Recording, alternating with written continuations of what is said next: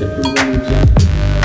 J'espère que ça s'enregistre bien. Pour tous ceux qui regarderont ce message sur Internet, encore une fois très heureux de pouvoir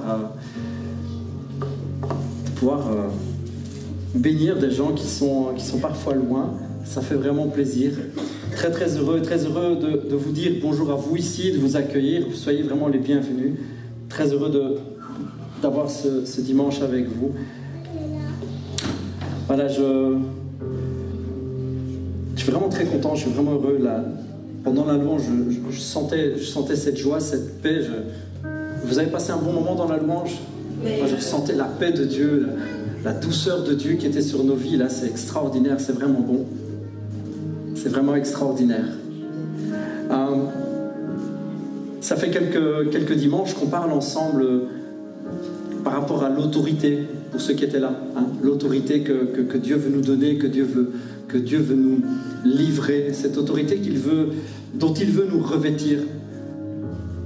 L'autorité dans la Bible apparaît parfois comme un manteau que Dieu donne, qu'une personne donne. C'est quelque chose dont on est couvert.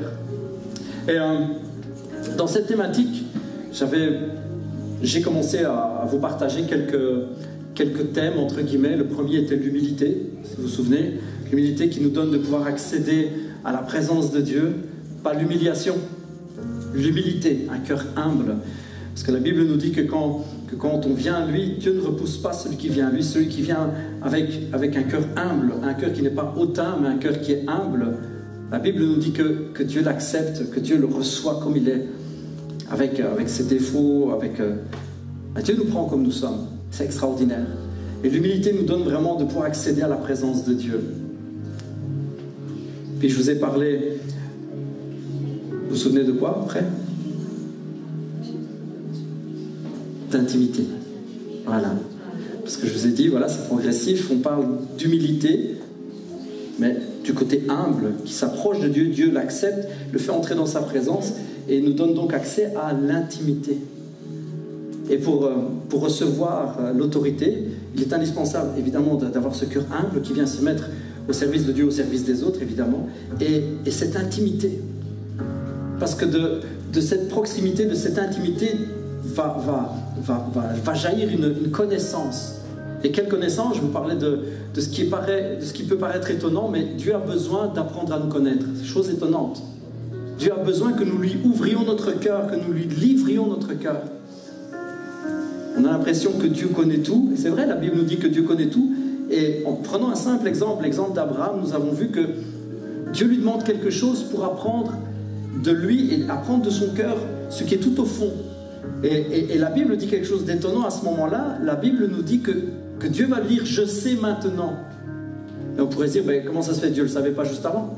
Est-ce que Dieu ne sait pas toutes choses? Ça fait un petit peu bizarre. Pourtant la Bible nous dit que Dieu lui dit « je sais maintenant ». Dieu a besoin que nous soyons près de lui. Il veut que nous lui ouvrions notre cœur parce qu'il ne force pas notre cœur. Il ne force pas notre cœur. Ça c'était il y a 2 semaines, enfin une semaine et une autre. Et je voudrais vous parler aujourd'hui de quelque chose qui me tient super à cœur, un récit que j'aime tout particulièrement, qui est le récit des 2 frères. Ou dans le monde chrétien on appelle ça le récit du fils prodigue. Le récit des 2 frères, qui est pour moi vraiment quelque chose d'extraordinaire. Et je voudrais vous parler de quelque chose de très simple et de quelque chose pourtant de très important pour recevoir l'autorité et pour marcher dans l'autorité. C'est le caractère. Parce que le caractère est important. C'est un sujet qui me tient fortement à cœur parce que, enfin, vous savez tous que notre famille, nous venons, je viens d'un milieu très légaliste et très fermé, très dur, où on confond le caractère et les lois, où on impose à des personnes, à des croyants, de ne pas faire des choses. On leur impose, on leur donne des règles à suivre, avec l'idée que s'ils n'accomplissent pas ces règles, ils ne sont pas sauvés. Et ça, c'est un mensonge. C'est une erreur complète. Mais on pourrait croire aussi qu'à côté de ça, Dieu n'attend rien de nous, ne veut rien faire avec nous. Et ça, c'est une erreur aussi. Parce que Dieu veut travailler notre caractère. Dieu veut travailler des traits des traits de caractère en nous, des choses qui sont en nous. Et on pourrait avoir l'impression que puisque nous venons d'un milieu très légaliste et que je ne prêche jamais il faut ci, il faut là, que tout d'un coup, rien n'a d'importance. Et ce n'est pas vrai. Il y a des choses qui ont beaucoup d'importance. Mais ce que je veux absolument que vous sachiez, et je veux absolument que vous partiez avec cette idée, c'est que ça n'a rien à voir avec le salut. Ça n'a absolument rien à voir avec le salut. On est sauvé par grâce et par grâce uniquement. Et ce récit-là nous l'apprend. C'est extraordinaire. Ce récit montre combien Dieu veut changer notre caractère, adapter notre caractère et notre mentalité, mais combien ça n'a rien à voir avec sa grâce et son pardon. Ça n'a rien à voir avec le salut et le ciel. Ça a à voir avec le royaume et l'héritage. Vous savez, ce récit est extraordinaire pour cela. Dieu cherche vraiment des gens qui vont avoir un cœur et qui vont vouloir changer et qui vont vouloir marcher avec lui. Dieu veut ça, Dieu cherche cela. Et à plusieurs moments, à plusieurs endroits dans la Bible, il y a cette déclaration où Dieu dit « je cherche quelqu'un », un homme, une femme. Je vous prends un passage par exemple dans Ézéchiel où il est dit « j'ai cherché parmi eux quelqu'un qui construise un rempart et qui se tienne debout sur la brèche, devant moi, en faveur du pays, afin que je ne le détruise pas, mais je n'ai trouvé personne. » Dieu cherche des gens. Dieu cherche, Dieu a envie vraiment de trouver des cœurs réceptifs, des cœurs qui ont envie de changer, des cœurs qui ont envie de se donner à lui et de travailler avec lui. Dieu cherche. Et on pourrait croire, je viens de dire, pour que je ne le détruise pas, on pourrait croire que Dieu veut détruire, que Dieu veut démolir. Pas oublier que c'est dans Ézéchiel, c'est l'Ancien Testament, et c'est la vision, c'est la manière dont Dieu devait parler. C'était la relation que les hommes et les femmes de l'époque avaient avec Dieu. Ils ne voyaient Dieu qu'à travers des règles. Et la manière dont Dieu leur parlait était la manière qu'ils pouvaient comprendre et recevoir. Il ne faut pas oublier ça. Nous savons aujourd'hui, nous savons avec la grâce de Jésus que Dieu ne détruit pas, que Dieu ne veut pas détruire et que Dieu ne punit pas, Dieu ne frappe pas, ce n'est pas son cœur. Dieu n'est pas comme cela. Nous savons avec la révélation de Jésus que Dieu veut faire grâce, que Dieu veut bénir. Mais il cherche des hommes et des femmes, il cherche des cœurs qui vont avoir l'humilité de se présenter à lui, qui vont travailler leur intimité, qui vont accepter de se laisser travailler et que leur caractère soit travaillé. Et il veut les revêtir d'autorité pour changer ce monde. Il veut leur donner l'autorité. Il veut leur donner cette autorité. Et je vous lis le récit des deux fils. Ça va, la musique ne va pas trop fort, ça ne vous gêne pas, vous entendez bien? Ok. Parce que moi d'ici j'entends que le du sud. Si ça ne vous gêne pas. Je vous lis le passage, c'est dans l'évangile de Luc. Luc 15.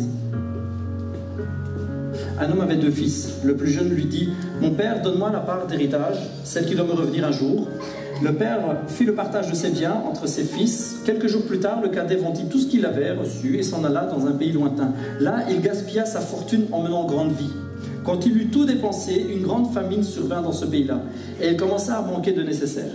Alors il alla se faire embaucher par l'un des propriétaires de la contrée. Celui-ci l'envoya dans les champs garder les porcs.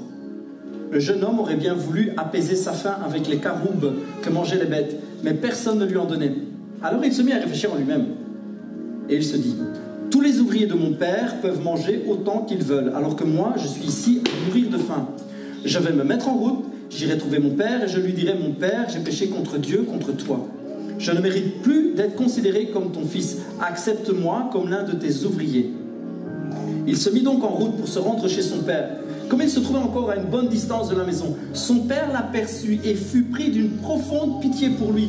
Il courut à la rencontre de son fils, se jeta à son cou, l'embrassa longuement. Le fils lui dit, « Mon père, j'ai péché contre Dieu et contre toi. Je ne mérite plus d'être considéré comme ton fils. » Il n'a pas le temps de continuer. Mais le père dit à ses serviteurs, « Allez vite chercher un habit, le meilleur que vous trouverez. Mettez-le lui, passez-lui une bague au doigt, chaussez-le de sandales, amenez le veau gras, que nous avons engraissé. Tuez-le, nous allons faire un grand festin et nous réjouir. Car voici, mon fils était mort, et il est revenu à la vie, il était perdu, et je l'ai retrouvé. » Et ils commencèrent à festoyer dans la joie. Pendant ce temps, le fils aîné travaillait au champ. Sur le chemin du retour, quand il arriva près de la maison, il entendit de la musique et des danses. Il appela un de ses serviteurs et lui demanda ce qui se passait. Le garçon lui répondit, « C'est ton frère qui est de retour. ton père a tué le veau gras en son honneur parce qu'il l'a retrouvé sain et sauf. » Alors le fils aîné se mit en colère et refusa de franchir le seuil de la maison. Son père sortit et l'invita à rentrer. Mais il répondit à son père, « Cela fait tant et tant d'années que je suis à ton service, jamais je n'ai désobéi à tes ordres, et pas une seule fois tu ne m'as donné un chevreau pour festoyer avec mes amis. Mais quand celui-là revient, ton fils qui a mangé ta fortune avec des prostituées, pour lui tu tues le veau gras?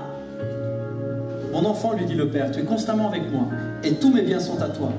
Mais il fallait bien faire une fête et nous réjouir, puisque ton frère, qui, voici, était mort, qu'il est revenu à la vie. Et puisqu'il était perdu et que, voici, il est retrouvé. » C'est une histoire extraordinaire. C'est une histoire extraordinaire. Et je voudrais vraiment faire rapidement, prendre 3 pensées, 3 points. La première, et je commencerai avec le Père, c'est que le Père est bon. Et il veut vraiment se montrer tel qu'il est. Et c'est pour nous une partie vraiment intéressante, c'est quelque chose de fort qui nous révèle le cœur du Père. Jésus explique cette histoire pour révéler le cœur du Père. Et puis je voudrais vous parler du fils aîné, le grand frère. Et je voudrais vous laisser cette pensée qu'on peut se limiter. Dans notre relation avec le Père, on peut se limiter à l'obéissance et passer à côté de l'héritage. Et je voudrais vous parler, enfin, évidemment, du plus jeune frère, et vous dire que la foi est nécessaire pour recevoir l'héritage, mais le caractère est indispensable pour le garder. La foi est nécessaire pour s'emparer de l'héritage, mais le caractère est indispensable pour le conserver. Le Père. Le Père. Moi, quand je lis ce récit, moi, en tant que père, j'ai des frissons. J'ai des frissons parce que je suis absolument en admiration devant la réaction du Père. J'ai une fille de 11 ans, ce qui veut dire pré-ado, ce qui veut dire déjà pas mal de petits soucis, pas mal de réponses, pas mal de fois où elle m'envoie balader. Et c'est dingue la manière dont le Père réagit, la dignité qu'il garde face à la demande de son fils. Enfin, je sais pas, moi, vous avez un chou gamin de 15-20 ans qui dit on vend la baraque, je veux la moitié. Enfin, je sais pas, moi, vous lui mettez ou une paire de claques, ou vous l'enfermez, je sais pas ce que vous faites. Vous l'attachez, vous passez vos nerfs dessus. La dignité que le Père garde. La dignité face à une telle demande. Ben quoi, tu veux qu'on fasse directement le testament? Tu veux que je meure? Hein, allez, habille papy, qu'on l'enterre, comme ça on pourra avoir l'héritage. Habille qu'on le mette en terre. On fera une fête, on ira danser sur sa tombe. Ben, c'est fou quand même. C'est fou qu'un enfant puisse dire ça. Mais c'est encore plus fou qu'un parent puisse l'accepter avec dignité. Et puisse, eh bien, effectivement se dire, c'est le bien qui lui reviendra un jour, donc aujourd'hui ou plus tard, autant qu'il en profite. C'est fou quand même. C'est fou le cœur du Père. Le cœur du Père qui accepte les choix et les positions de son enfant. Vous savez qu'on a, nous, un très gros souci de société. On a un très gros problème de société. C'est qu'on va contre la création. On va contre l'ordre de la création. Nous avons été créés pour faire des choix. Nous avons été créés pour cela. Il y a des études qui prouvent qu'on fait entre 5 et 6 000 choix par jour. Ça en fait une série. Hein. La couleur de vos chaussettes fait partie des choix de votre journée en général. J'ai mis des bleus foncés, j'ai décidé de mettre mes baskets rouges, mon jeans à trous, j'ai décidé de me coiffer ou pas, j'ai décidé de me brosser les dents ou pas. Voilà, ça fait partie de tous les choix. On en fait énormément, des conscients et des inconscients. Évidemment, il y a plein de choix qu'on fait inconsciemment. Le fait de respirer à chaque instant, c'est un choix. C'est votre cerveau qui envoie l'information, donc oh, faut respirer. Oh, faut cligner les yeux. Oh. Ouais, ça fait partie des choix inconscients. Puis il y a des choix conscients. Nous sommes des machines à choix. Des bons, des moyennement bons et des complètement pourris. Ah, c'est la vie. On fait des bons, on fait des mauvais choix. Et le monde va à l'encontre de cela. Parce qu'on élève, j'ai élevé mes enfants pendant tout un temps comme ça, on les élève avec quoi? Avec des obligations et des interdictions. C'est contre la création. C'est contre la création. C'est contre la pensée de Dieu. Dieu ne nous a pas créés robots. Il n'a pas mis dans notre mémoire interne, il n'a pas mis comme programme. À l'origine, le iOS que vous avez à l'intérieur n'est pas « j'obéis comme un petit soldat ». Ce n'est pas ça qu'il a mis. Le programme d'origine que vous avez pour fonctionner est un programme de libre choix. Nous avons été créés comme cela. Et élever nos enfants en disant « non, tu ne pourras pas faire ça, non, tu ne peux pas, non, c'est interdit », c'est contre la pensée de Dieu. C'est fou, hein? Et pourtant, nous avons tous grandi comme ça. Si, papa, si, maman. On a tous grandi comme ça. Et puis on peut se rendre compte de ça. On peut essayer de s'améliorer. Parenthèse, il y a un extraordinaire livre là-dessus. Je sais que mon papa, on a quelques-uns, et c'est un projet qu'il a de les mettre en location. Ça va, je ne dis pas un trop gros secret, papa, là-dessus. Non, je peux le dire. Voilà. C'est un projet que mon papa a. C'est un bouquin extraordinaire qui vraiment peut bouleverser les familles. C'est un bouquin qui explique que nous devons élever nos enfants dans ces choix-là. Alors évidemment, on ne peut pas leur laisser tous les choix possibles et imaginables. Nous devons les guider dans leurs choix. Si l'enfant veut traverser la route en courant, vous ne pouvez pas lui dire « c'est ton choix ». C'est ton choix, donc tu peux avoir le choix de passer alors que la bagnole passe et avoir le sang qui se déverse en dehors de ton corps, ou tu peux rester sur le trottoir et le sang il reste à l'intérieur de ton corps. Vous ne pouvez pas faire ça, hein? Ce n'est pas le genre de choix que vous pouvez lui laisser, mais vous pouvez lui laisser, et c'est même conseillé, c'est même une très bonne chose, de l'orienter dans des choix que vous avez, vous, réfléchis. Et ce livre s'appelle « Aimer nos enfants intentionnellement » de Danny Silk, qui est un gars avec une sagesse extrêmement rare. J'ai ce bouquin à la maison, mon papa là, mon frangin là, je pense que mon autre frangin là, on a tous ce bouquin. C'est un bouquin extraordinaire. Et ça nous aide vraiment même dans la relation que nous avons avec notre Père Céleste. Ça nous aide à comprendre son cœur. C'est extraordinaire. Et je sais que c'est un projet que mon papa a, il en a acheté, je ne sais pas, c'est une dizaine de livres, et il pense les mettre en location vraiment pour un prix dérisoire, mais pour que vous puissiez le lire. Donc voilà, c'est une petite parenthèse, c'est un livre extraordinaire. Il nous révèle le cœur du Père. Il nous révèle comment Dieu veut que nous ayons le choix. Et c'est extraordinaire de voir comment ce Père accepte, le Père de ce Fils accepte le choix de son Fils. Il ne lui dit pas « dégage, tu reviendras quand je serai mort, dégage, tu te prends pour qui ?» Il ne lui dit pas ça. La Bible nous dit, nous l'avons lu ensemble, il prend les affaires, il prend la part, il divise en deux et il la donne. Il reste hyper digne. Ça nous révèle le vrai cœur du Père. Dieu nous respecte. Est-ce que vous avez déjà réfléchi à cela? Que Dieu nous, que Dieu vous, que Dieu te respecte. Tu ne respectes peut-être pas Dieu, mais sache qu'il te respecte profondément. Il respecte qui tu es. Il respecte ton être. Il respecte tes choix. Il respecte tes envies. Il te respecte profondément. Il faut le savoir. Et ce récit nous parle que même face à des choix qui sont blessants pour lui, même à des choses qui sont heurtantes pour son cœur, même à des coups de poignard, Dieu ne réagit pas. Dieu est digne et il respecte nos choix. C'est extraordinaire. Mais on pourrait se dire que peut-être Dieu respecte nos choix, mais il nous attend au tournant. Quand on reviendra, paf dans tes dents, ah, ça t'apprendra à vivre. Non, le reste du récit nous apprend, nous l'avons lu ensemble, qu'alors que le fils fait un aller-retour de quelques mois, alors qu'il vit comme un idiot, alors qu'il fait tout et n'importe quoi, il revient. Et là, on pourrait croire que le père, toute sa dignité, va faire qu'il va regarder son fils de haut et dire ben, c'est un homme digne, hein, il ne réagit pas, c'est un homme qui ne s'énerve pas, qui ne s'emporte pas, et qui va dire à son fils ben maintenant, effectivement, tu seras traité comme un serviteur. Effectivement, après toutes les conneries que tu as faites, tu seras traité comme un serviteur et estime-toi heureux. Estime-toi heureux, tu auras ton repas chaque jour. On pourrait croire que la dignité du Père va faire que maintenant, tu as respecté tes choix. Non! Ce qui est dingue, c'est qu'à ce moment-là, on a l'impression qu'il perd toute sa dignité, le Père. La Bible nous dit qu'alors que son fils est loin, il sort de la maison et il court à sa rencontre. Il court à sa rencontre. On pourrait se dire, mais où est la dignité du Père? Dieu respecte profondément tes choix. Il respecte profondément ce que tu es, ce cœur que tu as. Il te respecte profondément.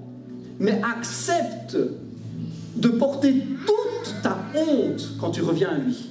Autant il est digne, il est parfaitement saint, il ne s'emporte pas face à tes choix, autant il accepte de te tout porter quand tu reviens à lui. Et ça, c'est encore plus bouleversant. Alors que le fils revient, alors qu'il est dégueu de la tête aux pieds, alors qu'il sent le cochon, alors qu'il a dépensé tout, la réputation l'a précédé, parce qu'on sait bien, parce qu'on le sait, le fils, le frère aîné dit, oui, il a mangé, il a dépensé tout est bien avec les prostituées. Ça veut dire qu'on le savait. Il y a des gens de voyage qui avaient dit, ouais, c'est pas le fils à l'autre là, choufti qui est vie qui mène. Puis ça s'est dit à des gens qui se sont dit à ces gens et qui se sont dit à ces gens, il n'y avait pas de téléphone, il n'y avait pas d'internet, mais il y avait le téléphone arabe, et ça marche super bien. Et c'est venu jusqu'à la maison du père, que le fils le sait bien, le fils aîné qui est resté là, il le sait très bien, il dit, ouais, il paraît, j'ai entendu dire par des voyageurs, que mon petit frère, il fait la grande vie. Hein, mais, tous les soirs, c'est des filles différentes, tous les soirs, il en profite, hein. Avec l'argent de mon père, avec la moitié de mon héritage, avec l'argent qu'il a durement travaillé, c'est fou ça, et ça le met en rage, et on va le voir plus tard. Ce qui est dingue, c'est que malgré tout cela, malgré tout ce que l'on sait, malgré tout ce qui se dit, Dieu ne nous rejette pas, malgré ce que disent les gens de nous, malgré notre réputation, malgré nos mauvais choix, alors qu'il respecte nos choix, quand nous revenons à lui, il ne nous rejette pas. Parce que le salut, sa grâce est immérité. Est immérité. Ça nous révèle le cœur du Père. Ce récit nous révèle combien Dieu est bon. Combien Dieu est absolument bon. Il n'a pas regardé à notre honte. Même plus. La Bible dit que Jésus s'est fait honte pour nous. C'est fou quand on y réfléchit. Est-ce qu'on méritait cela? Est-ce qu'on méritait ne fût-ce que son attention alors qu'on fait des mauvais choix? Est-ce que ce fils méritait réellement que le père le regarde? Le père ne laisse même pas le fils terminer sa phrase. Ouais, papa, je suis vraiment désolé, j'ai fait que des conneries, j'ai merdé tout le long, je suis là, je suis vraiment désolé. Il ne laisse pas terminer la phrase. Il dit, hé, amenez les plus beaux habits, lavez-le de la tête aux pieds, parce que ça c'est vraiment nécessaire. Remettez-le de belles chaussures, mettez un anneau à son doigt, on va faire la fête. Et lui, il est en train d'essayer de dire, traite-moi comme un de tes serviteurs. Ouais, c'est ça, allez, t'es mon fils et je t'aime. T'es mon fils et je t'aime, je sais, on m'a raconté des tas de choses, je sais, je pense même que c'est vrai. Mais je t'aime. La Bible nous dit que Jésus s'est fait honte pour nous. Il a pris le poids de notre honte, il a pris toutes les mauvaises choses qui pouvaient être en nous et qui sont encore en nous bien souvent. Il les a prises. Écoute, copain.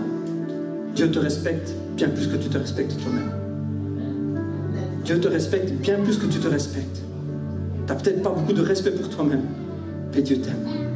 Et il n'attend qu'une chose, c'est que tu changes d'avis, que tu viennes à lui. Il n'attend que ça.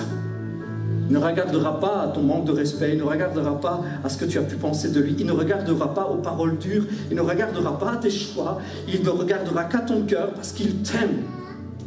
Il t'aime. Ça, c'est le cœur du Père.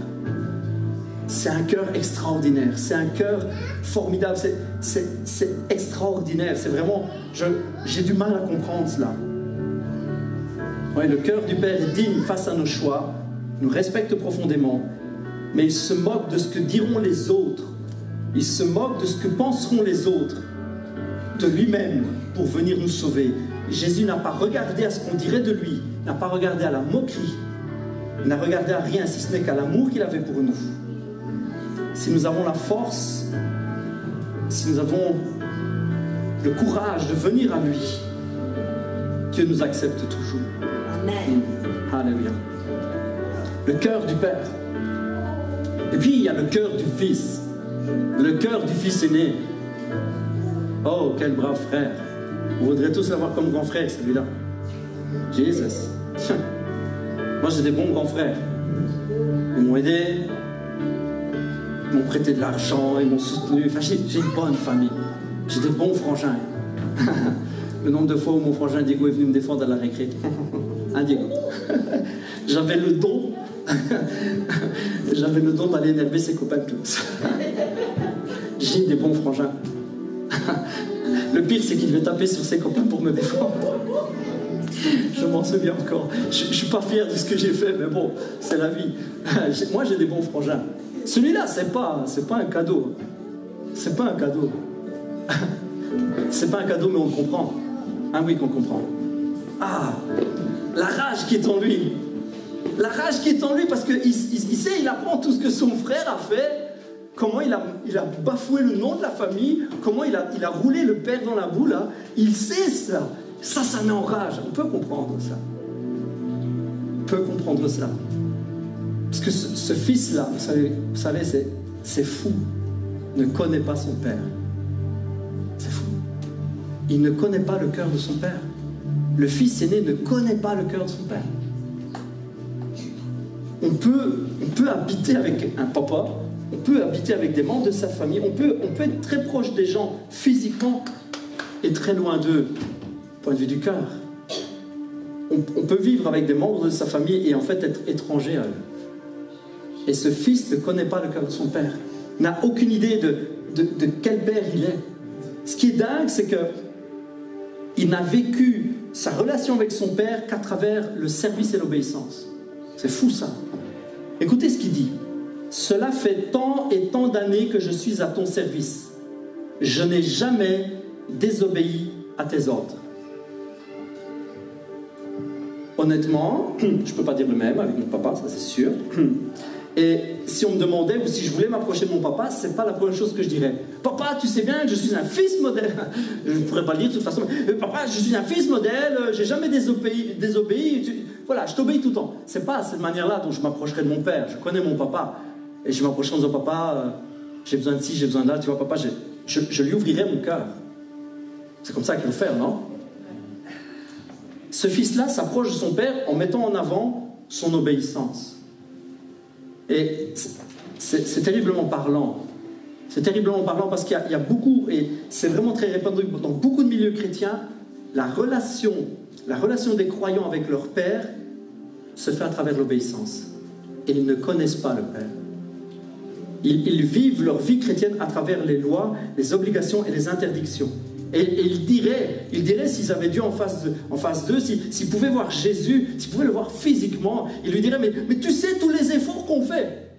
Tu sais tout ce qu'on fait pour te plaire et pour te servir. Tu sais tout le mal qu'on se donne. Tu sais toutes ces lois qu'on met en pratique. Tu sais, c'est vraiment pas évident. Hein.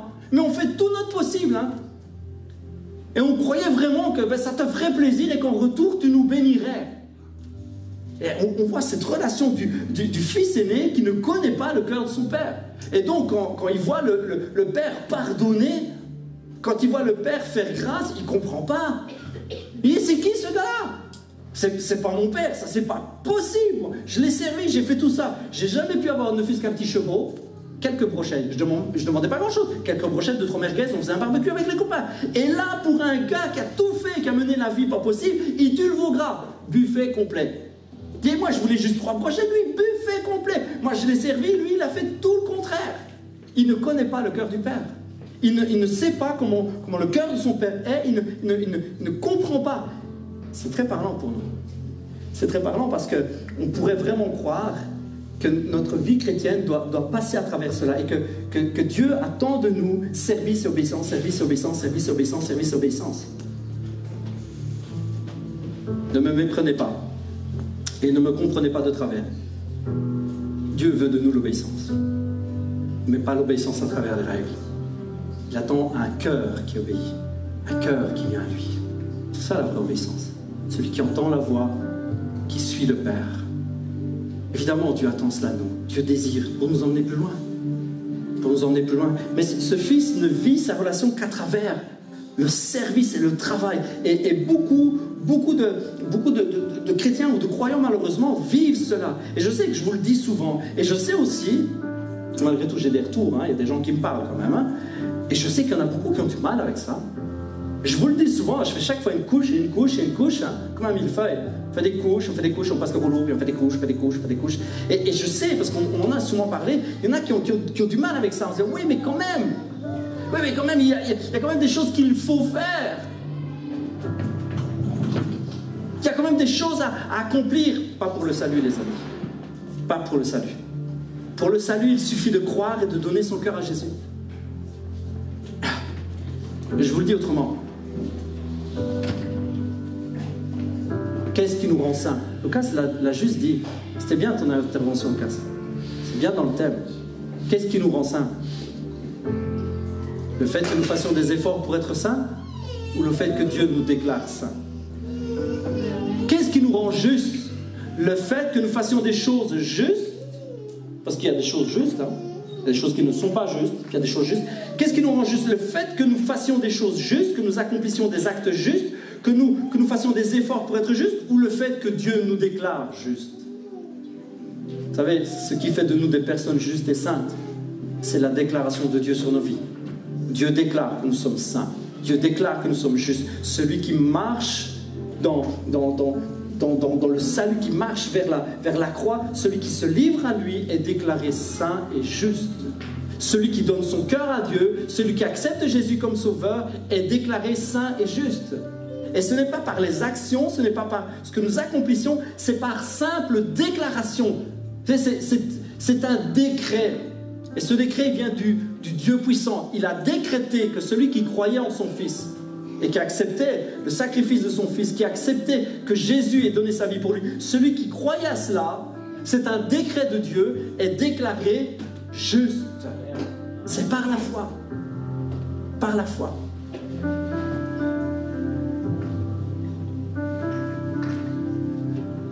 Et le frère aîné nous montre et nous met en éveil par rapport à cela. En nous disant, ce n'est pas parce que j'accomplis que je suis. Je suis parce qu'il le déclare. Il y a un très beau chant de Hillsong qui dit « En toi, je sais qui je suis ». Et la version anglaise dit « Je suis qui tu dis que je suis ». I am who you say I am. J'ai un super anglais. I am who you say I am. Je suis celui que tu dis que je suis. Nous sommes justes parce que nous croyons que Dieu déclare que nous sommes justes. Nous sommes saints parce que nous croyons que la déclaration de Dieu est suffisante pour notre salut. C'est extraordinaire. Je pensais que ça vous ferait un peu plus réagir. Nous sommes justes parce que Dieu le déclare. Wouhou! Dieu nous déclare juste, Dieu nous déclare ses enfants parce que nous croyons simplement à sa déclaration. Comprenez que c'est juste le fait de croire à sa déclaration, de croire qu'il a donné son Fils. Nous croyons qu'il le fait, nous croyons que ce qu'il a fait est suffisant, nous le croyons et ça devient réalité. Et ça, c'est pour le salut. Parce que pour garder l'héritage, ça c'est notre fils cadet, pour garder l'héritage, nous voyons que le caractère est nécessaire. Parce que la foi nous permet de saisir l'héritage. Mais le caractère, la manière dont nous allons marcher, nous donne de marcher dans cet héritage et de le conserver. Et je ne parle pas du salut. Je parle de ce que Dieu veut nous donner. Je parle de toutes les bénédictions, de toutes ces guérisons, de tout ce que Dieu veut nous faire vivre. Ça ne veut pas dire que nous méritons quoi que ce soit. Ça veut dire que alors que nous recevons uniquement par la foi, marcher dans cet héritage, ne pas le gaspiller, ne pas le dilapider, ne pas l'abandonner, ne pas le perdre, relève du caractère. Et je ne parle pas du salut, j'insiste, je ne parle pas du salut, je parle de l'héritage. Nous voyons ça avec le fils le plus jeune. Il ose, parce que ça, il faut quand même le faire, il ose aller trouver son père en face et lui dire « Donne-moi ». Première chose, ça nous montre qu'il faut oser aller devant Dieu et lui dire « Donne-moi ». On donne à celui qui demande, la Bible dit. Le gars, au moins, il a le courage d'aller demander. Bon, je ne l'aurais pas fait comme ça avec Papounet, mais bon, en tout cas, lui, il y va. Il y croit. Et il pense que son père va lui donner. Il croit bien que son père va lui donner. C'est fou. Il y a une image de foi là derrière, ça paraît presque étonnant. Comme quoi, il faut oser demander. Lui, il va trouver son père, et puis il dit, voilà, il prétend à son héritage. Hey, la foi nous fait obtenir l'héritage. Yes. c'est par la foi qu'on obtient ces choses. Et il aurait très bien pu, parce que ça aurait été tout à fait possible, il aurait très bien pu utiliser cet héritage très bien, n'est-ce pas? Il aurait très bien pu mener une vie nickel, fonder un orphelinat, faire des tas de choses, nourrir les pauvres. Il aurait pu faire des choses extraordinaires avec cet héritage-là. Il aurait pu. Qu'est-ce qui l'en a empêché? Son caractère. Son propre caractère, sa vision de la vie. Le gars, il a la foi. Il a la foi pour être un vrai fils. Être considéré comme un fils devant Dieu ne nous demande que de la foi. Il a la foi pour aller trouver son père, lui dire, si c'est ton héritage, je suis ton fils, il me revient. C'est juste de la foi. Le salut, tout ça, c'est des choses qui s'obtiennent que par la foi. Ce n'est uniquement par la foi. Et on ne perd pas son salut comme on perd sa paire de chaussettes, ou comme on perd ses clés, comme on perd quoi que chose d'autre. Enfin, on ne perd pas son salut. Mais la Bible nous montre, et ce récit est extraordinaire, la Bible nous montre que ce jeune gars-là va partir loin et va dépenser tout l'héritage que son père lui donne. Comprenez que l'héritage représente toute la bénédiction que son père avait amassée pour lui, tout ce que son père avait prévu pour lui. La bénédiction matérielle, c'est plus que juste un paquet d'argent, c'est son assurance vie. C'est tout ce qu'il peut faire avec. Il peut faire des bonnes actions, il peut agir bien, c'est toute sa sécurité, c'est son futur, c'est toute sa vie. Vous comprenez, c'est extraordinaire. Le père lui donne ça, il a amassé pour lui, et puis il a la foi pour venir le réclamer, il ose venir le réclamer, et le père lui dit, oui, je te le donne, vas-y. Et on a l'impression, c'est pas écrit, évidemment c'est pas écrit, mais on a l'impression que le père sous-entend, fais-en bon usage. Moi je suis papa, c'est ce que je dirais à ma fille. Bon, si elle vient réclamer son héritage maintenant, elle aura un vieux vélo, une demi-voiture et 2-3 jeans à trous. Elle n'aura pas grand-chose, mais bon, je lui dirai quand même, fais-en bon usage de ton vélo. On amasse des choses pour ses enfants et on veut le meilleur pour eux. C'est ce que Dieu veut pour nous. Comprenez que Dieu a tant aimé le monde qu'il a donné ce qu'il avait de plus cher. Nous avons un héritage en lui qui est extraordinaire. Nous avons accès aux richesses du ciel, nous avons accès à ce bonheur extraordinaire. Le salut n'est pas la finalité de la chose. Le salut, je vous le dis souvent, c'est le premier pas. Vous savez, s'arrêter juste au salut et vouloir travailler à mériter son salut, c'est comme commencer une partie de Monopoly, lancer les dés, puis dire on a fini. Ben, on n'a même pas commencé. Ah, on a fini. On a acheté les dés, c'est fini. Voilà, on range. Ce qu'il fallait, c'était surtout pas dépenser les. C'est combien les sous qu'on a au départ? Quand j'étais petit, c'était 20 000 francs. Je ne sais pas combien c'est en euros maintenant. Ce qu'il faut, c'est surtout pas dépenser les sous-sous. Voilà, pas qu'on les met à la banque. On a fini la partie. On vient de commencer. Ouais, on a fini la partie. Ça, c'est ceux qui pensent que le salut, c'est la finalité de la chose. Ils ont à peine lancé les dés qu'ils arrêtent la partie. C'est pas ça le salut. Le salut, c'est le premier pas. Il faut y aller après, il faut marcher. Et tout ce qui suit, c'est Dieu qui le donne par sa grâce. Mais il a besoin de nous voir changer, de nous voir marcher avec lui. Et ce jeune homme, ses péripéties, son voyage lointain et toutes ces orgies, tout ce qu'il va vivre là, drogue, femmes, et tout ce qui va avec, tout ce qu'il va vivre, ça va travailler son caractère. Il va réaliser. Vous savez, c'est alors qu'il est poussé à l'extrémité qu'il n'a plus rien, qu'il n'a plus rien que le souvenir de ce que Dieu a mis, de ce que le Père a mis dans son cœur. Il n'a plus rien que le souvenir, il n'a plus d'argent, il n'a certainement plus d'amis, il ne peut plus faire la fête, c'est fini tout cela. Alors qu'il est seul, alors qu'il avait reçu quelque chose mais qu'il n'en a plus le pouvoir, il n'a plus d'autorité sur ça, alors qu'il a tout perdu, il réfléchit et il se rend compte que sa façon d'agir l'a fait dépenser tout son héritage. Sa façon de se comporter, son caractère, toutes ses actions ont fait qu'il a tout dépensé. Et il est en train juste de garder des cochons, il garde des cochons, et alors qu'il est là avec eux, il aimerait bien manger ce que les cochons mangent. Il faut être bas pour ça. Franchement, il faut être vraiment bas. Pour voilà, se mettre à quatre pattes avec les cochons, manger avec eux, il faut vachement être bas. Vous reconnaîtrez qu'il faut vraiment être bas. Dire le gars, il doit avoir vraiment perdu l'estime de lui-même.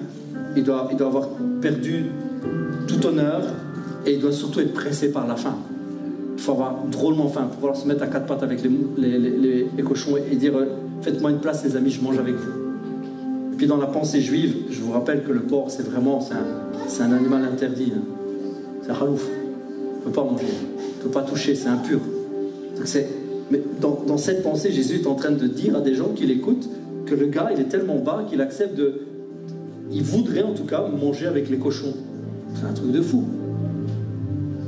Mais alors qu'il est vraiment au fond du trou, il réalise que le comportement qu'il a eu n'est pas le comportement d'un fils. Et ça, c'est fort. Il réalise que le comportement, sa façon de vivre n'est pas celle d'un vrai fils. Et ça doit nous faire réfléchir. Combien de fois on a un comportement, on a des actions qui ne sont pas les actions de fils et de filles.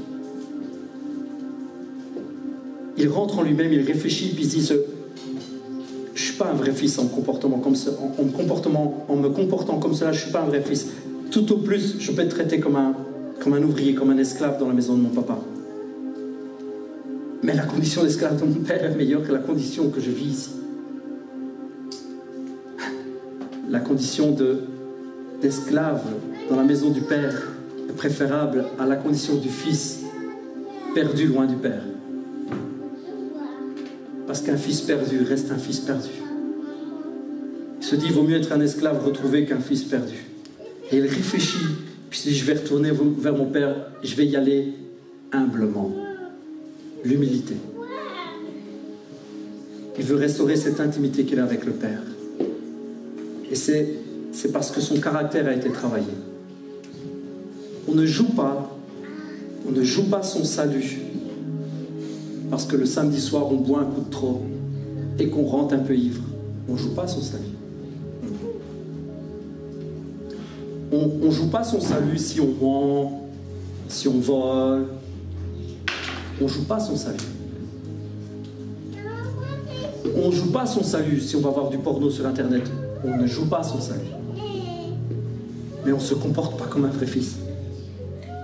C'est pas ça que tu attends. On ne perd pas son salut, mais on gaspille l'héritage que Dieu nous donne. On gaspille le temps que Dieu nous donne. Et ça doit nous faire réfléchir.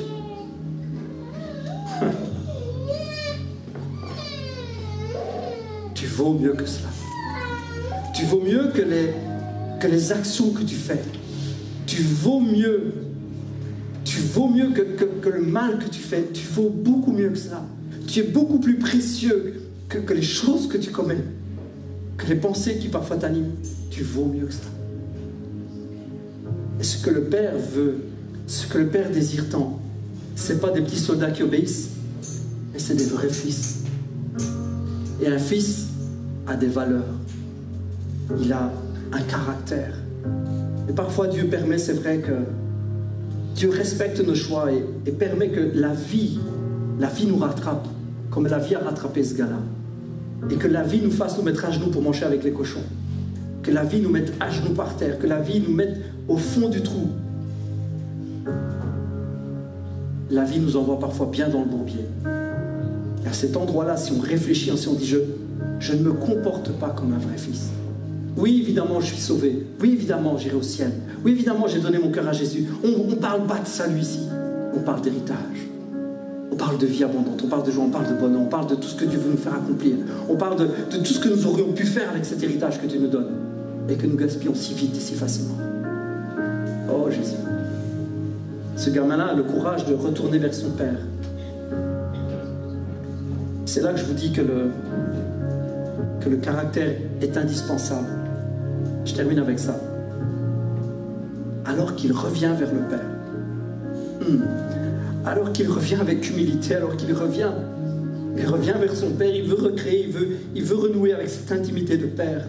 Il veut revenir à lui. Il vient avec humilité et son caractère a été changé. Il sait qu'il y a des choses mauvaises en lui, il sait, mais il a le courage de revenir.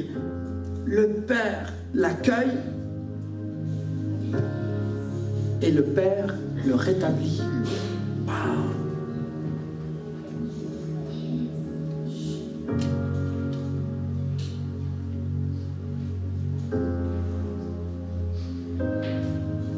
J'ai péché contre le ciel et contre toi.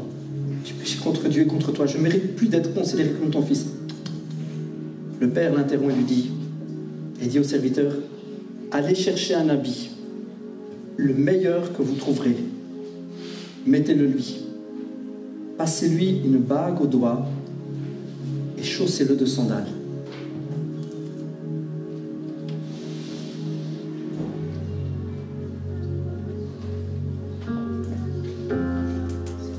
Le Père lui redonne toute sa dignité.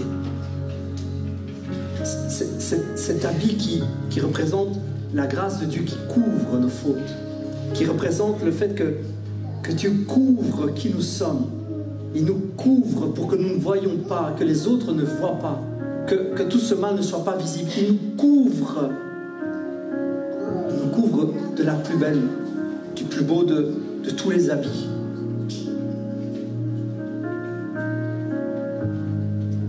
Et là où on voit que le Fils, parce que son caractère a été travaillé, parce qu'il a changé, qu'il revient à Dieu, qu'il revient à son Père, pardon, là où on voit qu'il lui donne l'autorité, c'est avec cet anneau qu'il lui donne. Le Père donne à ce moment précis l'anneau. Ce qui est fou, c'est qu'il ne lui avait pas donné avant. Il lui avait donné l'héritage, mais pas l'anneau. Pas l'anneau de famille. Ça représente tellement, pour eux, pour nous, c'est juste une bague. Vous dites, ben, je vais l'acheter chez Victoria ou je vais l'acheter au bijoutier du coin, pas cher, juste une bague de mariage. Là, c'est un peu plus important, mais là, c'est juste une bague. Ma belle-mère qui me l'a offert. Mais pour eux, ça représente beaucoup plus. Si vous réfléchissez un petit peu et vous remontez un petit peu dans le temps, il y a pas mal de familles qui avaient des sceaux. C'était sur la bague. Les armoiries de la famille. La fierté de la famille, l'honneur de la famille était sur la bague. Et l'autorité que représentait la famille était sur la bague. On scellait une lettre et puis on mettait le sceau. Ça représentait toute l'autorité, toute la force de la famille. Et c'est alors que le Fils revient, que son caractère, qui s'est rendu compte qu'il se comportait mal. C'est pas une question que... Il avait perdu son salut et nous en tant que chrétiens, alors qu'on peut réfléchir, c'est pas une question qu'on perd son salut, mais si on veut marcher et recevoir l'autorité, il y a des traits de caractère que Dieu veut changer. Il y a tellement de choses que Dieu veut changer. Pour ça, il faut revenir à lui. Il faut se mettre à ses pieds en lui disant, je veux que tu me changes. Oh, il y a tellement de choses en moi encore qui sont à changer. Il y a tellement de choses dans mon cœur qui sont à changer.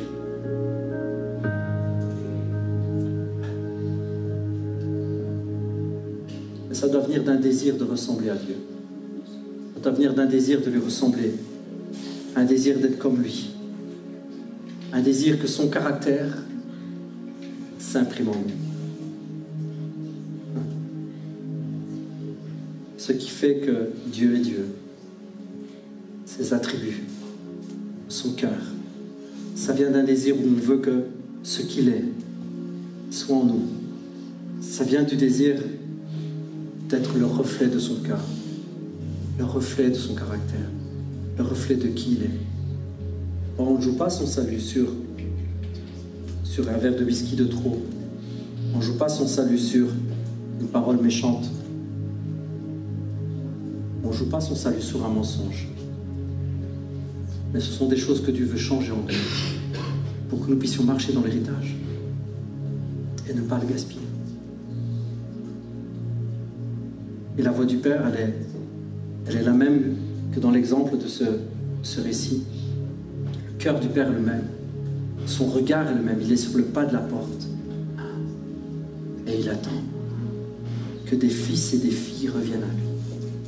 En lui disant, je me suis mal comporté. Tu m'avais donné des choses, tu m'avais donné une mission, tu m'avais